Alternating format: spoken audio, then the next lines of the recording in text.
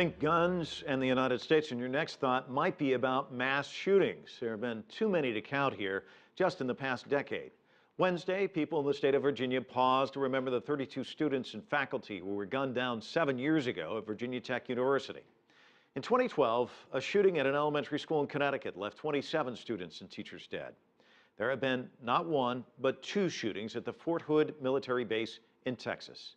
And the 2012 shooting at a movie theater in the U.S. state of Colorado left 12 people dead, including Alex Teves. CCTV's Sean Callebs talked with his mother as part of our continuing series, Gun Crazy. They're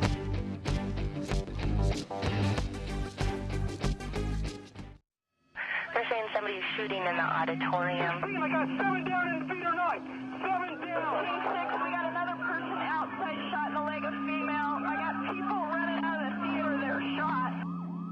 Chaos during the horrific shooting spree at a theater complex in Aurora, Colorado in July of 2012.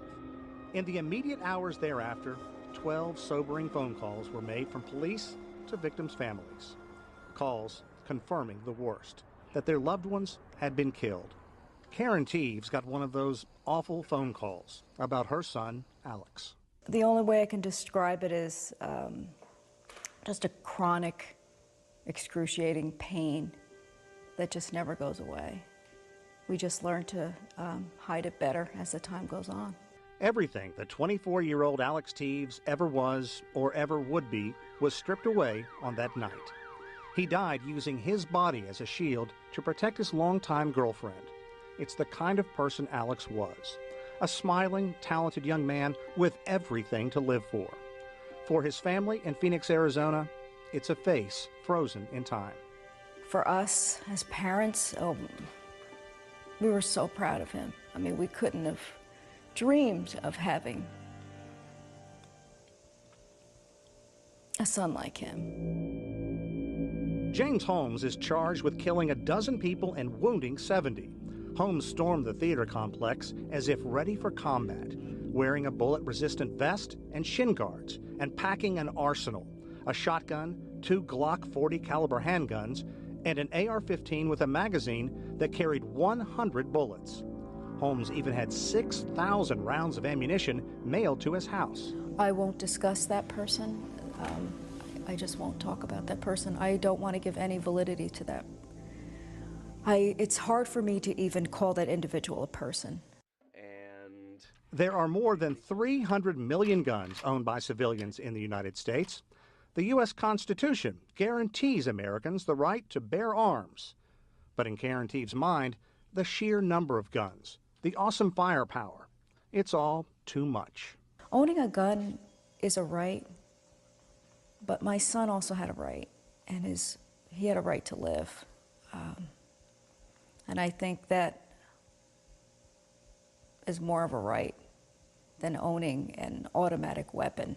In the aftermath of Aurora, and just 5 months later, the shootings in Newtown, Connecticut, where 20 first graders and 7 adults were killed, have advocates pushing for laws to make it more difficult to buy guns like an AR-15, as well as expanded magazines. All have failed. Our hearts are broken. Barden's son was killed in the Newtown shootings.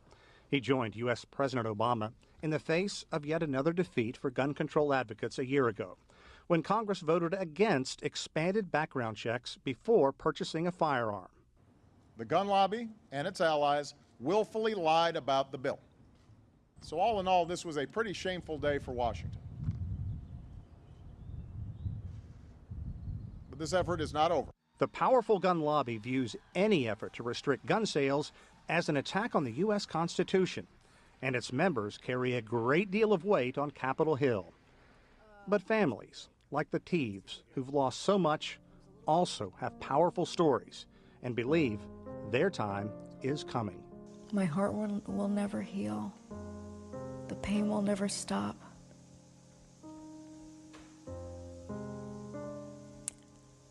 We lost an entire generation. He's our firstborn son. He didn't have any children. He was on a path to finish his schooling, get married, have kids. that's all gone. So I don't think it'll get easier. I just hope we can make a difference in his memory. Sean Callebs, CCTV, Phoenix, Arizona.